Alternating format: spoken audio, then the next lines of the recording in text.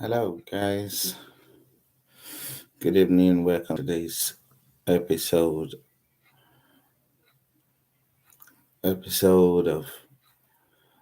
Career and Money Talk with iFrame, and I hope you have a good time today as we learn together about financial planning for young couples and young professionals.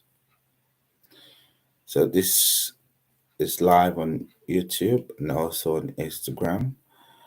So welcome you all that have joined, and those of you that will watch later. I hope you find it useful. I'm going to be sharing very good content today, something very useful for professionals and couples that are young couples that are just starting out in life. Before we dive into the teaching proper, I just want to give a few statistics about couples and finances.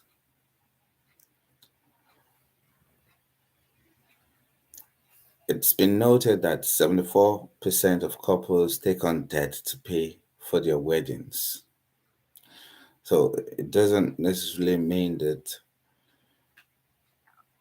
you start talking about money after you get married, but you can start talking while you're still dating. It's very important.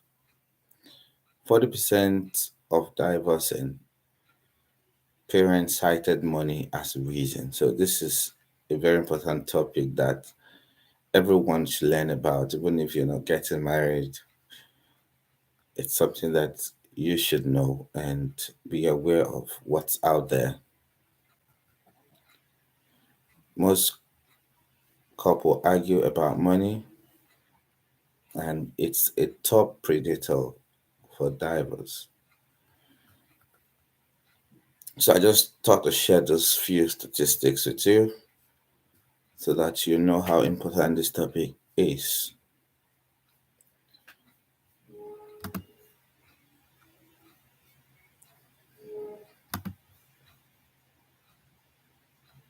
So before we dive into the topic proper, I just want to introduce um, some information I'll be sharing today would be from my book, Let's Talk About Money for Young Professionals. So you find it useful, and you can get a copy of this book on Amazon, and you can also get a copy from my website.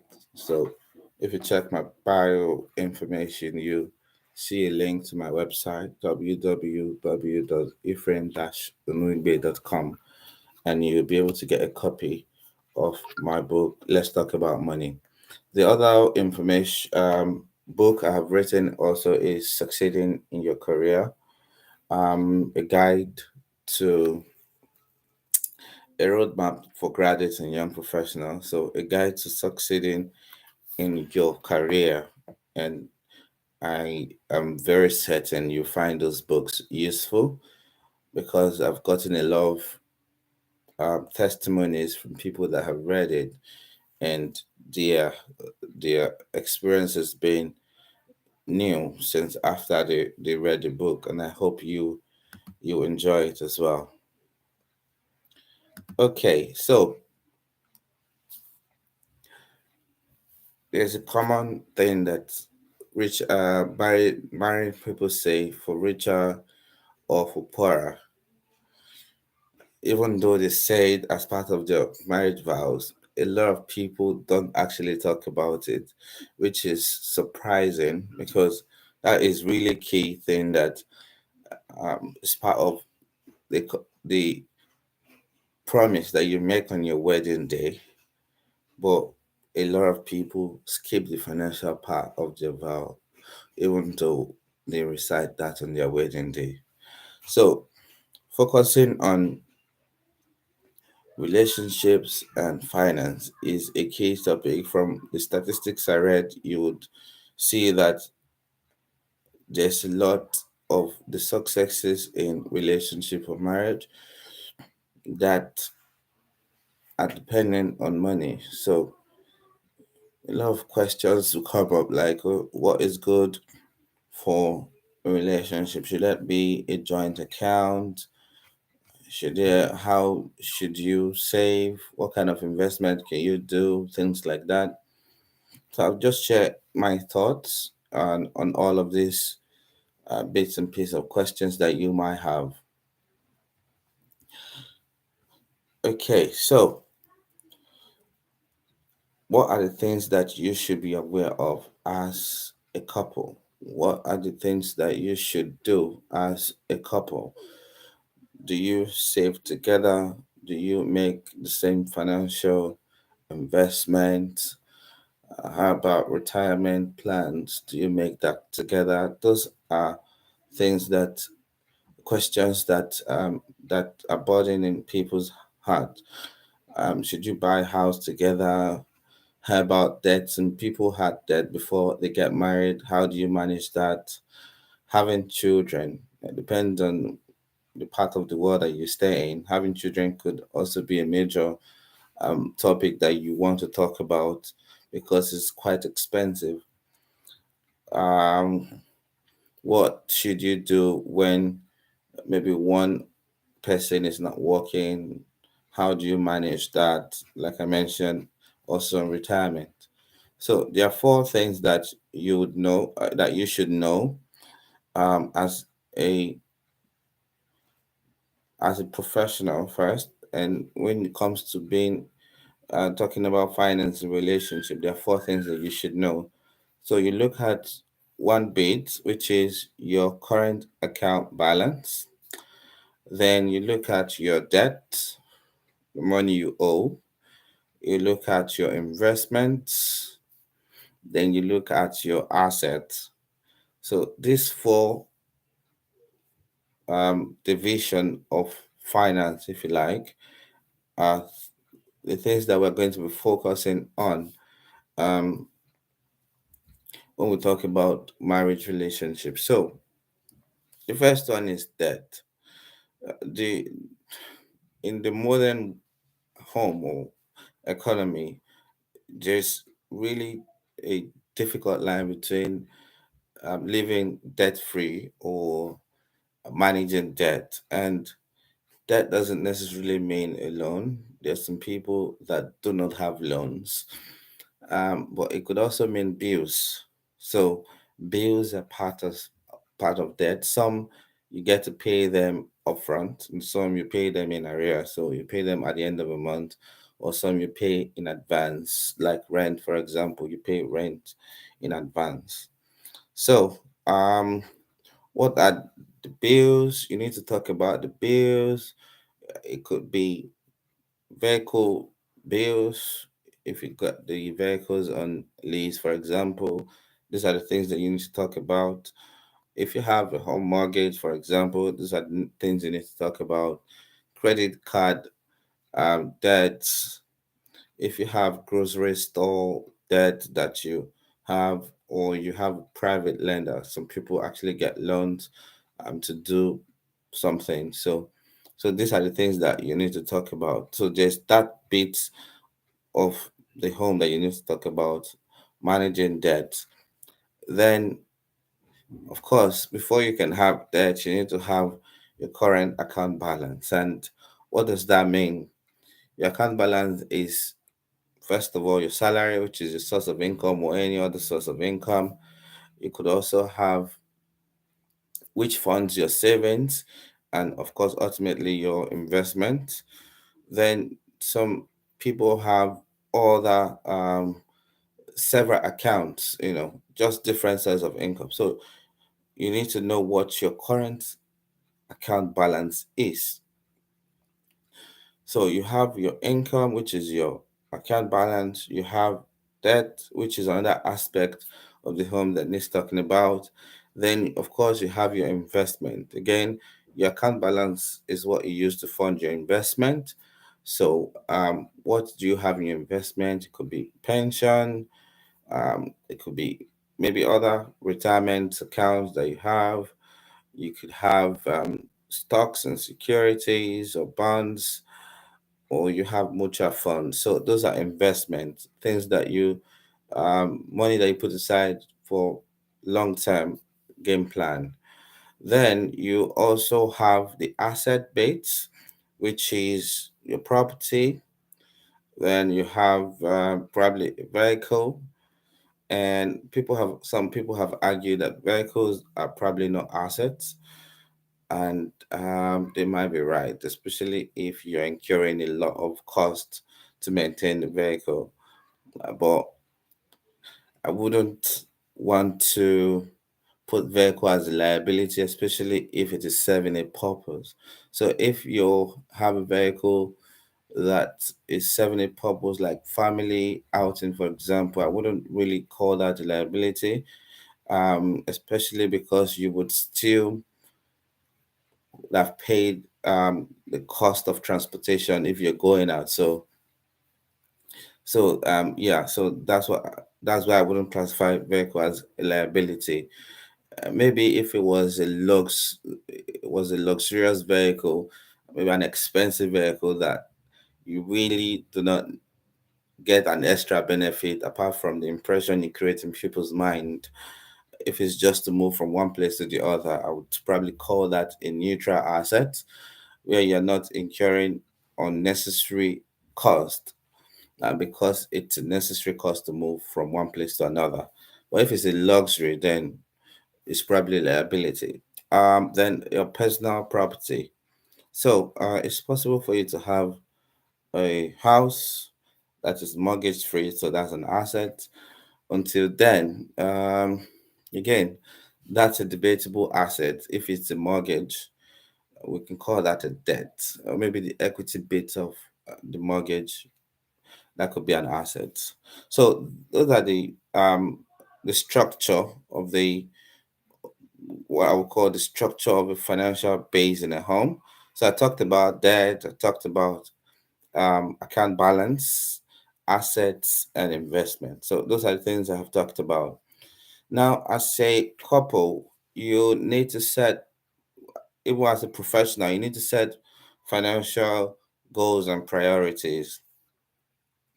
So you need to talk about it. There's no way you can escape it. Even if you're keeping your money aside, you still need to talk about money because you are in a relationship, a sort of a joint account, even if you don't have a joint account. So you have something in common that you need to deal with. So, what are financial goals and priorities for couples? If you joined earlier, you'd have seen that I talked about having this financial priorities. Number one could be purchasing a home. So, buying a home is the biggest financial investment most people would take in their lifetime. So, it can help you grow your wealth, but it isn't right for everyone. One person might prefer to buy a home, another person might prefer to just rent because of their financial or orientation, what they think. So think about it. What do you want to achieve as a family? Do you want to buy a home or you prefer to rent? Some people prefer to rent, some prefer to buy. Um, for me personally, I would say buying helps because this is the reason why I think buying a house help. If you don't have a house, you will still live in a place and you would pay rent. So it's instead of paying rent on a monthly basis or per annum, you can as well just pay that rent to the mortgage institution and get some equity in the house. So the mortgage helps you get some value of equity in the house that you buy. So instead of putting all of that monthly rent, paying that to someone else, you're paying a portion of that to yourself. That's the sole reason why I'll support buying a house than renting, because over time, if you have looked at the trajectory of the housing market globally, it's always like this. It goes up. So, because housing always appreciate. So, decide on buying a house or renting, whichever works for you. So you talk about it and you prioritize that. If it's a priority, then you do it. If it is not, then you do other things that are priority for you. Some people's priority could be living debt free, and this is quite important because of the way the society is built. Most economies or societies are built around debt, and it's really difficult to live debt free. So it is important that you speak about these things as couples. Otherwise, you could be building and someone else is destroying if this is not spoken about. Why it is not as flashy as a new home? Paying down debt is critical to building a stable financial future. So talk about it if there is a debt in the family, and I mentioned the things that could be debt, and it doesn't have to always be a loan, it could also be bills. So you talk about all of these things. I mentioned having children, which is expensive, especially if you live in the Western world. So if you want children, these are things you need to talk about. You need to talk about money and how that money affects the children. Um, and it is also a key issue. Then career changes. This is one of the other things that needs to be spoken about, especially if um, one person would need to be working while the other is still trying to sort out their own position in the new career that they want to start. So, for example, some a an individual in a relationship might also want to own their business or probably get some more education. Even though they are great ambition, it will still need to set aside some money to cater for the family while you're looking at that transition. So it's good that the couple talk about this thing and see how it affects their financial base. Another point that you could prioritize in investment hobbies. Many people have hobbies, but some are more expensive than others. Some hobbies talk about like travel, some like sports, and this could require a lot of money. So, and other people just want to invest in shares or things like that. So, if one person likes what I would term luxury, and some people see as necessities of life, like traveling, and well, traveling is not that bad, except especially if you do it maybe twice or once every year, and you travel to places that you can afford and not um, expensive posh places. And based on what you earn, you should know what works for you. But so if one person likes traveling and they really like to go to those expensive posh areas and maybe want to go like 4 or 5 times every year, then that could be uh, a discussion point to talk about. Otherwise, you probably frustrate the other person with spending habits that are not beneficial to the family. Then, retirement, which is something that a lot of young people shy away from talking about because they feel they still have time. So, why you are still young and probably still have time is still very beneficial to talk about retirement earlier and start saving earlier for that retirement. It helps build the compounding interest over time. So the money you saved 20 years ago will probably be worth more than it is today. And the earlier you start saving, the better it is that you retire earlier and enjoy the money that you have saved.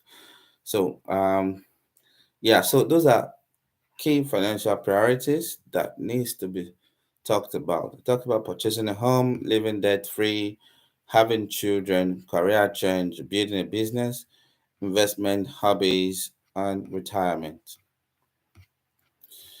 And it's another point that I would just like to mention is having a budget as an individual, not just because you're in a relationship or you're married. You should have a budget, and your budget can be. I've thought about budgeting on this platform again and again because it's important. Um, if there is no budget, you probably would just spend as you like and not based on family priorities. So you're setting family priorities so that you know what you spend money on and your ability to monitor it. It doesn't have to be anything fancy. It should just be an Excel sheet that records your total income and total expenses. And I've talked about budgeting from as little as groceries, what you get every what you get for food, what you spend on food, and all of that, to big things like um, weddings. You should start planning for your own wedding self, borrowing for it. You start saving, also budgeting for maybe your children if you want them to go to private school. So you start planning for that. It's never too early to start planning. Then for holidays, also you can start planning for that and budgeting for that. You can budget for Christmas already. So by October or November, you already know that you have money for Christmas. There's a lot of expenses that go on towards the end of the year to celebrate Christmas and all of that. So if you have a budget, it saves you the stress of going into deep into other sorts of income to spend if you already have a budget.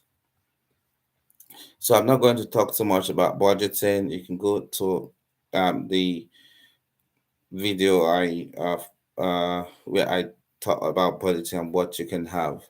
I'm sure what I've mentioned now is helpful to you. Now, one very tricky part of marriage finance or relationship finance for young professional is, should you combine finances? Should you combine finances? There is no right answer to this or wrong answer, but mostly preference and experience. Um, it's a difficult question. Whether you're combining finances or not is probably based on your own experience. Like I said, if you've had a experience of parents, for example, that combine account, then you're likely to also combine account. If you have someone that has betrayed you financially, experienced financial betrayal in the past, that could also um, determine how you perceive combining income. So really, it's only you that can decide what you want to do, if you want to combine income or if you want to keep them separate.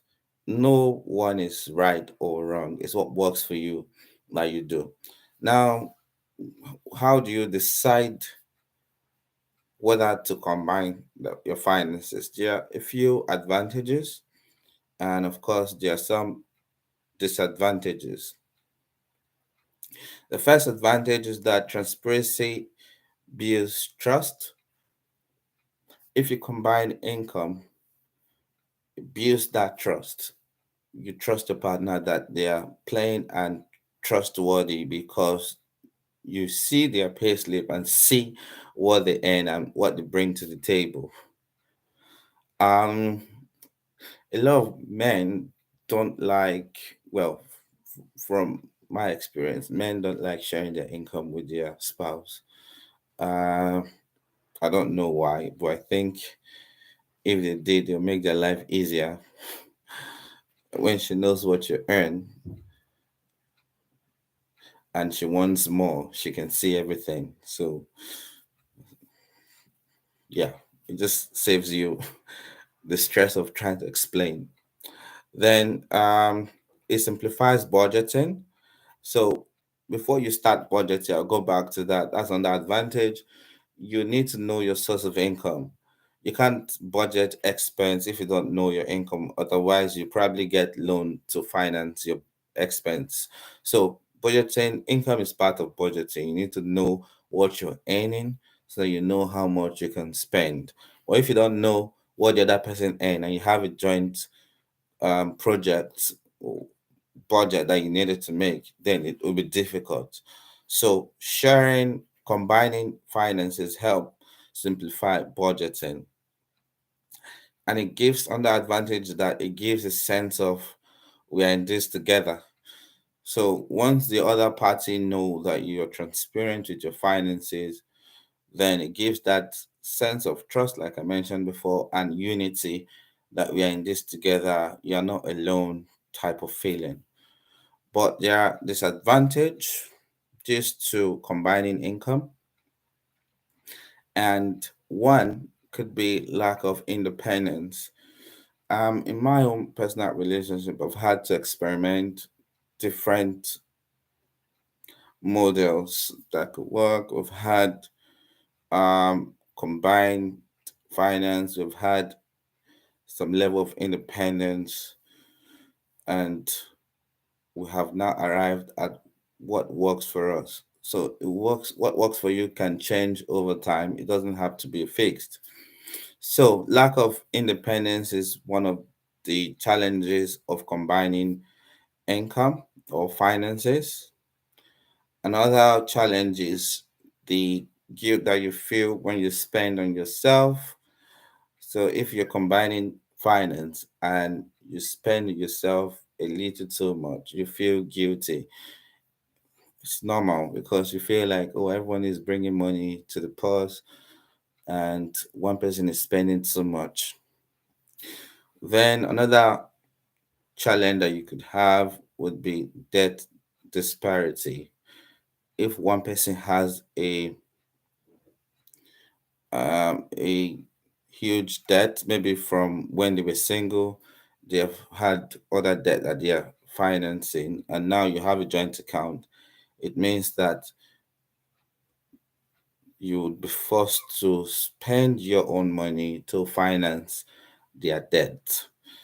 So a lot of people have different theories about how to go about this, like sort out your debt or starting from scratch. So whatever money you make outside of this home, then you can use to sort out your debt.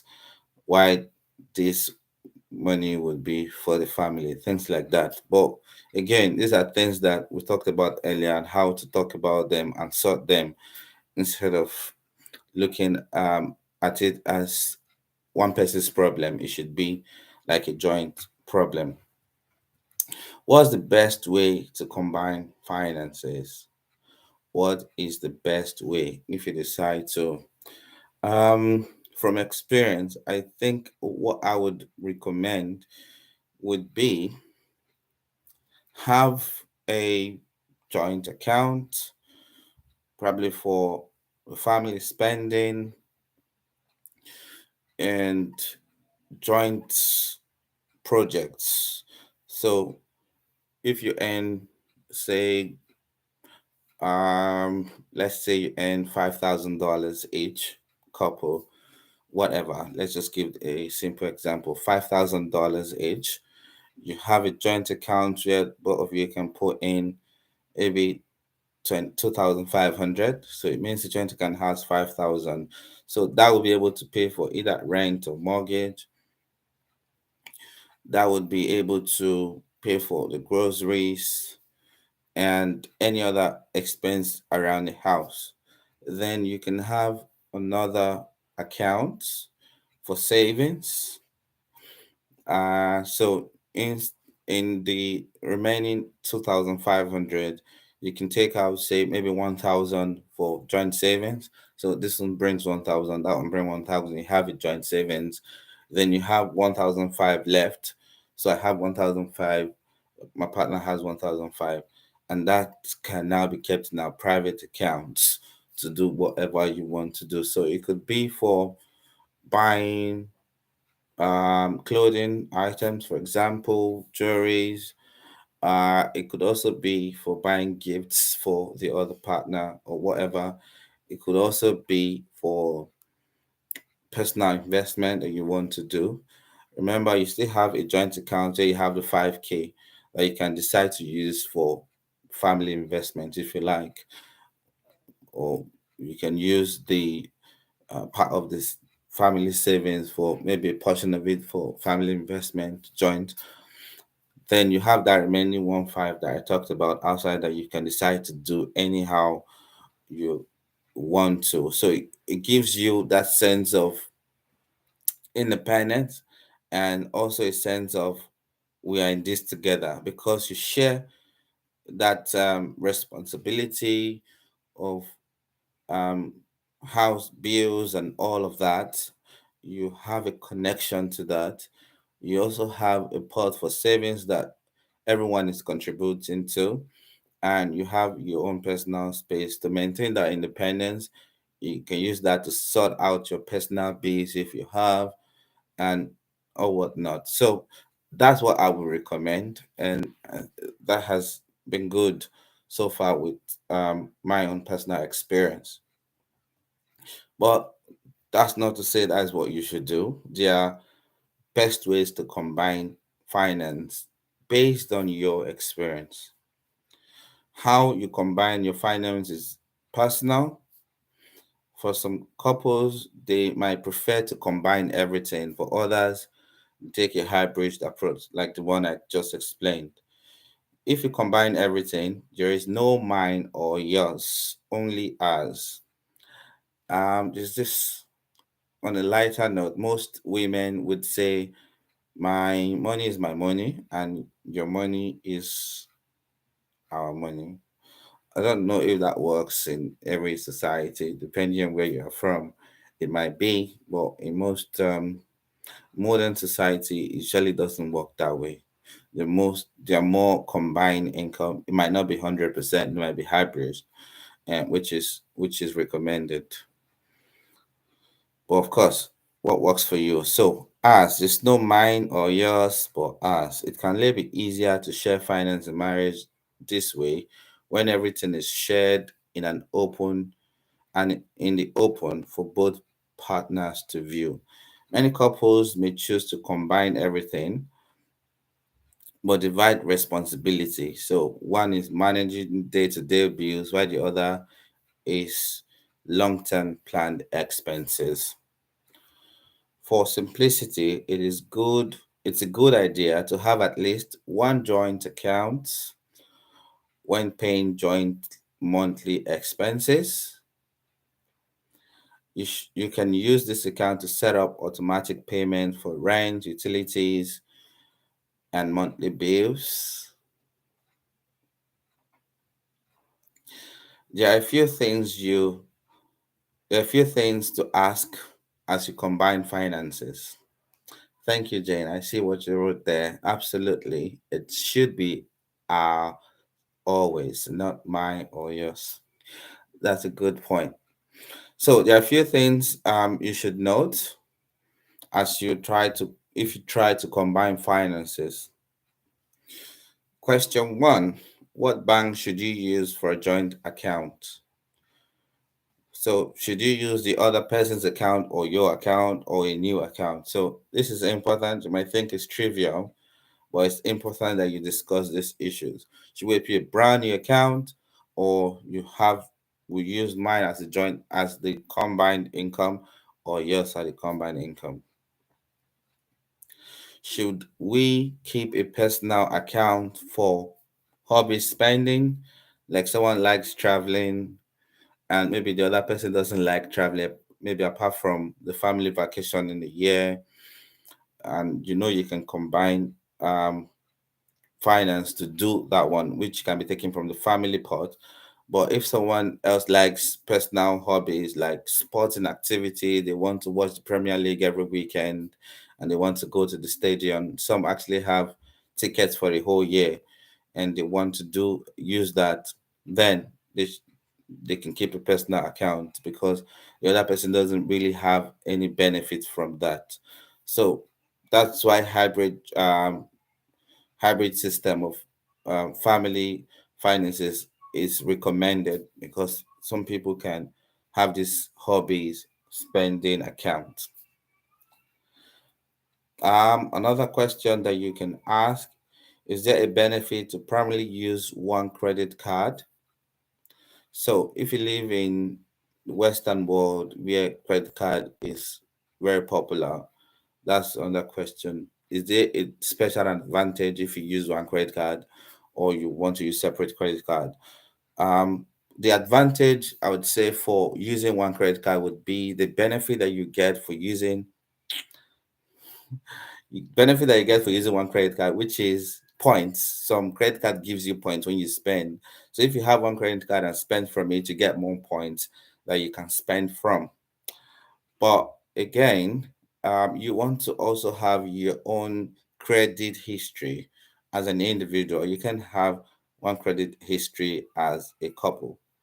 You can have a credit history as an individual. But if you're using one credit card, it means it won't work. So that's why some people recommend getting two separate credit cards and use it to spend to build your own credit history. So it's a question that you can ask and see what advantage you'd get if you're using one credit card. Again, this is dependent on where you stay and what works for you. Another key questions that you should consider is: how will you combine physical assets? So, if buying a home is a priority, for example, how do you plan to do this? Is it in a joint name or in one's name? It doesn't matter whether it's in one person's name. Even if there is divorce eventually, that property will be shared. So, um, it doesn't really, in my opinion, though, I don't know what works for you. It doesn't matter if it's in your spouse's name or in your name. If everyone is aware and there is a reason to separate in the future, it will still be split. Again, this is also dependent on where you live in the world. Some cultures, especially um, in Nigeria, where I come from, it is very difficult to, when a man dies, the family of the man comes to pick up everything, and they don't see the woman as a contributor to that. So if that's the situation and you know what that's what works in that environment, then is it would be advisable to discuss that and talk about what works, which is having the property in either in a combined name or in your spouse's name, so that they have some level of independence and entitlement if anything happens. So again, these are things that you questions that you could talk about. Is personal finance separate? Is keeping finance separate right for you? That's another question that you can ask yourself. It is right for you if you have a significant amount of debt so that you can manage that debt. I don't think it is wise, or I don't think it is advisable to combine finance initially if one person has huge debt. And this is a key topic that needs to be spoken about while you are still in the talking stage, or you're thinking of getting married. You should talk about debt. I mentioned this earlier, but I think it's important that you talk about it, because you don't want someone to have 100K debt, for example, in dollars, and they're coming to a new relationship and the other person has zero debt, and you're combining money, and you have to finance that debt or pay that debt off. It would be better to have separate initially so that those people can clear out their personal debt. Then once you get into it, you can then have a joint debt. But again, something to talk about. If one person owns a business, it will be better to have a separate account so that they can monitor the inflow and outflow on that business. Whatever at the end of the year or at the end of a month, you have a statement of account, then you can show this is the income from business, things like that. Then again, a separate account might be right for you if you have a significantly different financial habits. I talked about expensive hobbies, traveling or buying posh cars, or going to posh restaurant, things like that. So if you have a different taste, you don't think your spouse has sophisticated taste like you, and you want to continue to maintain that level of luxury, then it will be better for you to have a separate account. But again, if you use a hybrid method of having a joint account for family use, having a joint account for family savings or investment, then whatever is left from all of that calculation, you can use to finance your personal financial habits. Then some people have this psychological need for independence to be safe and secure, especially women. So if you are like that, then it'll be good for you to have a separate account so you can maintain your sanity. You want to um, main, you want to feel safe. So if you have that um, perception about life, then it's good for you to have a separate account so you know that come what may, you are secure. And if you suspect or think that the person, your spouse, might have some addiction, then it'd actually be good to have a separate account. Otherwise, you just wake up one day and all your savings has disappeared. So again, something to talk about. But using the hybrid method again could work, and that's why I really recommend using that hybrid method. Okay, I can give some personal. I have already given in the course of discussion. I've given some personal experiences and what could work, and I have told you um, what has worked for me as well over the years and how I have switched from different um, experimentation to what we are currently. I use the hybrid method and it has worked so far. Give you some level of independence and a sense of unity and togetherness that we are in this together. Um, yeah, so you do what is right for you based on your own personal experience. Like I mentioned before, there is no right or wrong answer, but there is a point to discuss so that you will know what is right for you. If you have any question, just let me know and I'll be able to answer a few questions before I hang out tonight. Any questions like what's your advice for couples beginning a conversation about money? For example, what are the keys to building a strong financial partnership? Is it better to combine accounts? Some of the questions I've already answered. What should couples consider when discussing combining or not combining finances? What is a common mistake you see couples make? So these are questions that you can ask. If you have any question in the next 2 minutes, I can still take them. While we're waiting for that, some of the things I've shared today are in my book. Let's talk about money. Money is something that you always need to talk about. Don't shy away from it. Don't shy away from it. Talk about money because as part of where I started at the beginning, that 40% of divorces are as a result of money problems, money issues, and conversations. And shockingly, 74% of couples take out debt to pay for their weddings. Shocking. So, any question, let me know. Let's talk about money. You can get it on Amazon and on my website as well.